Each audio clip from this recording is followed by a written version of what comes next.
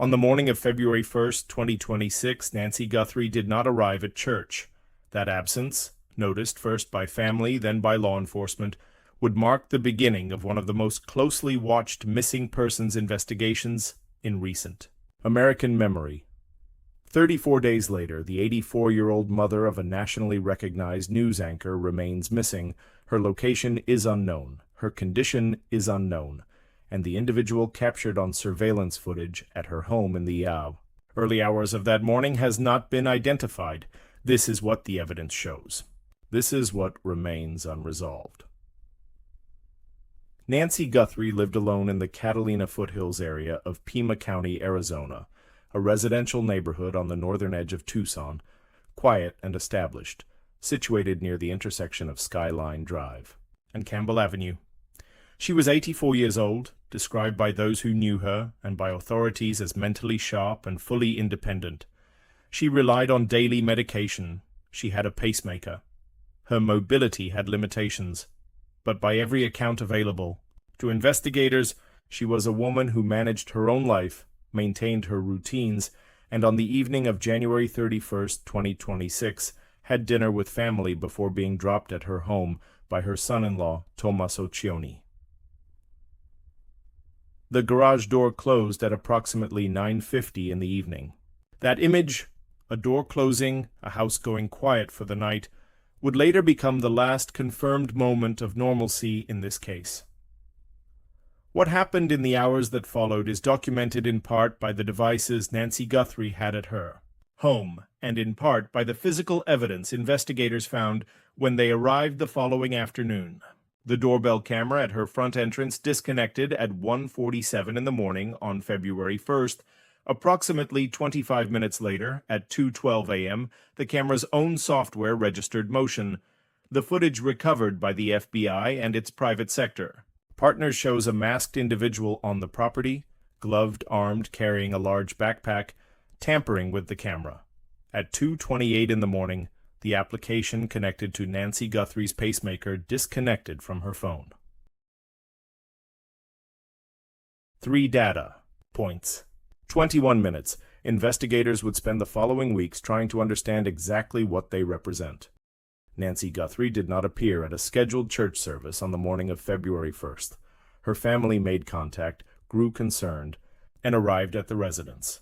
What they found prompted a 911 call at 12:03 in the afternoon. Pima County Sheriff's Department deputies responded. They found her phone, they found her purse, they found drops of blood near the front entrance of the home. DNA analysis would later confirm that blood belonged to Nancy Guthrie.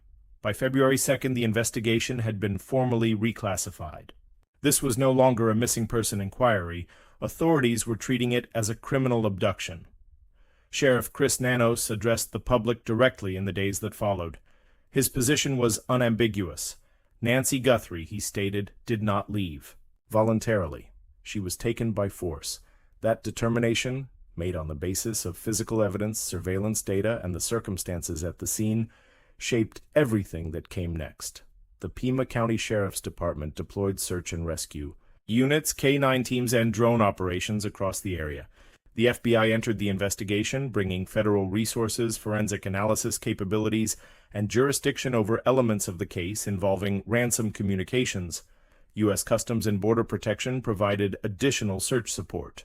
The residence was processed as a crime scene. Neighboring properties were canvassed. Requests for video footage from the surrounding area were issued to residents and businesses. Between February 3 and February 5, law enforcement received multiple ransom notes. The communications demanded cryptocurrency, at least one included a deadline. The FBI reviewed each one. At the time investigators received them, the authenticity and origin of those communications could not be immediately confirmed. That detail, the question of whether the ransom notes came from the actual abductor or from someone else entirely, would soon become central to understanding the complexity of this case. On February 5th, the Department of Justice announced the arrest of Derek Colella, a 42-year-old man from Hawthorne, California. He was charged under federal statute with transmitting a demand for ransom in interstate commerce and with using a telecommunications device to threaten or harass without disclosing identity. Federal prosecutors were explicit. The charges against Kallela related to an alleged ransom communication. They did not establish his responsibility for Nancy Guthrie's physical disappearance. The two matters, authorities stated, were legally distinct. The arrest illustrated something investigators had already been managing, that a high-profile missing persons case involving a public figure's family will attract not only genuine leads but opportunistic interference. One man had been charged. The question of who had actually entered Nancy Guthrie's property that night remained entirely open. On February 10th, the FBI took a significant public step. It released the doorbell camera footage and still images of the masked individual observed. At 2:12 in the morning, the person in the footage wore gloves. A handgun was visible in a holster. The individual carried what investigators identified as a 25-liter Ozark Trail hiker backpack. The camera tampering captured in that footage was deliberate. It was not the behavior of someone who had arrived at the property by accident or without preparation. 2 days later, on February 12th, the FBI increased its reward for information to $100,000. A more detailed description of the suspect was released. The tip line, 1-800-CALL-FBI, was made publicly prominent. Thousands of tips would come in over the following weeks. Investigators reviewed each one. Then came a development that would shift the forensic picture in a specific and significant direction. On February 13th, authorities confirmed that DNA recovered at the property did not belong to Nancy Guthrie and did not match any of her close contacts. The DNA profile was male. Genetic genealogy analysis, a technique that cross-references DNA against publicly available ancestry databases to identify potential relatives, was initiated. That analysis remained in progress as of the most recent confirmed reporting. Also recovered near the property, gloves. Multiple items of this kind would be found in the weeks that followed, at varying distances from the residence. One set, recovered approximately 2 miles away, was submitted for DNA analysis. Results came back in early March. The DNA on those gloves matched an unrelated local restaurant employee, a person with no established connection to the case. Additional gloves found separately were sent to a laboratory in Florida. Those results had not been publicly released as of March 6th. On February 16th, Sheriff Nanos made a formal public statement clearing all members of the Guthrie family, children, spouses, and immediate relatives, as suspects. All had cooperated fully with investigators, he stated. None were under suspicion. The investigation continued. Volunteers mobilized. Aerial searches were conducted. Public memorials grew outside Nancy Guthrie's home.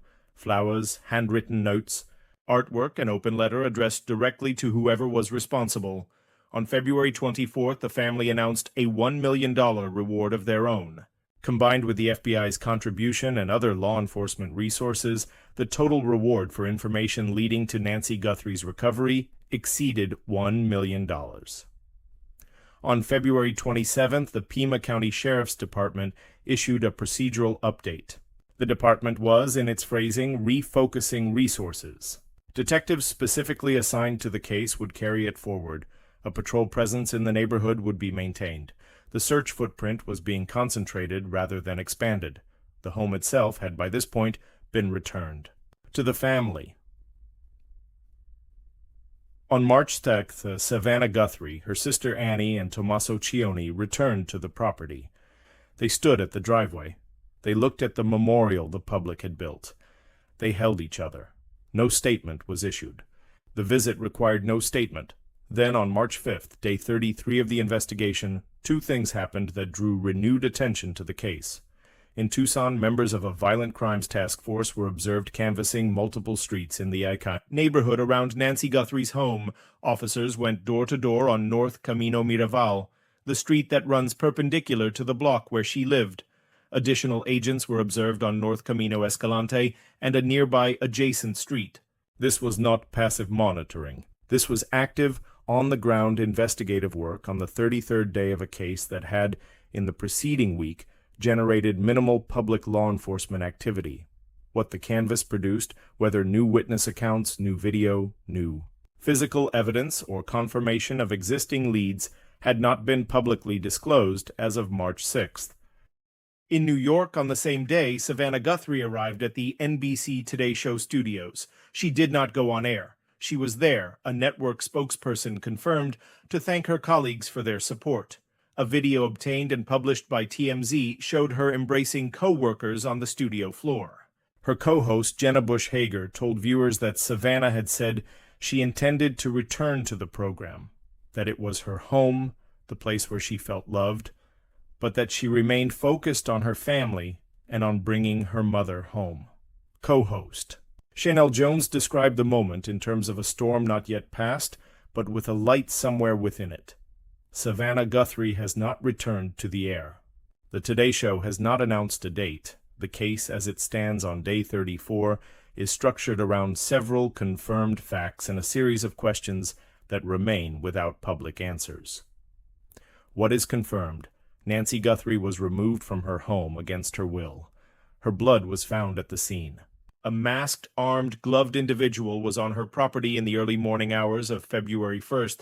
Unknown male DNA was recovered at the residence and is under genetic genealogy analysis. Multiple ransom communications were received, reviewed, and in at least one instance linked to a federal criminal charge, though not to the abduction itself. All family members have been formally cleared. A dedicated task force is active. The combined reward exceeds $1 million. What is not confirmed, the identity of the individual in the surveillance footage. Whether one person or more than one was involved, whether any of the ransom communications came directly from whoever took Nancy Guthrie, what the Florida laboratory results on the remaining gloves will show, what the March 5 neighborhood canvass produced, and most fundamentally, where Nancy Guthrie is and whether she is alive. Investigators have described this case publicly as one they intend to pursue until Nancy Guthrie is located or all available leads have been exhausted. As of March 6th, 2026, 34 days since her pacemaker application went silent at 2:28 in the morning, neither condition has been met. The investigation remains open and active. No charges have been filed in connection with the abduction itself. The identity of the masked individual seen on camera has not been established, and Nancy Guthrie has not been found. Anyone with information is asked to contact the FBI tip line at 1-800-CALL-FBI.